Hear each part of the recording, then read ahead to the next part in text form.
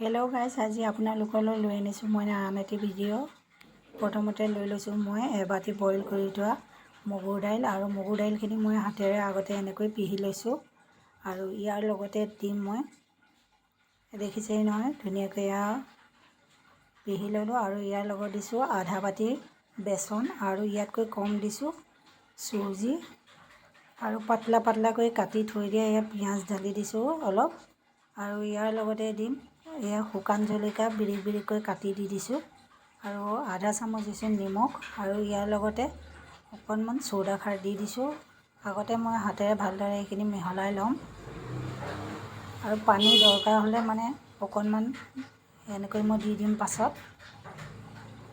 আজি মানে ইয়াত আমাৰ বৰষুণ দি আছিলে বহুত, সেইকাৰণে ভাবিলোঁ কিনো বনাম।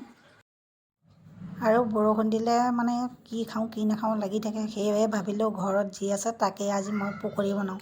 সেইকাৰণে এয়া পকৰি বনাবলৈ কাৰণে এয়া যোগাৰ কৰি ল'লোঁ।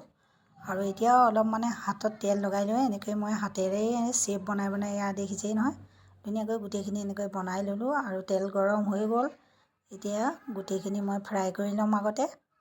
আৰু এই পকৰিটো এনেকৈ বনাই খাই চাব আপোনালোকে যদি কেতিয়াও খোৱা নাই, আৰু খাবলৈ বহুতেই টেষ্টি হয়। যদি ভাল লাগে আপোনালোকক মোৰ ভিডিঅ'টো লাইক কৰি দিব, ছাবস্ক্ৰাইব কৰি দিব, আৰু কমেণ্ট কৰি জনাব।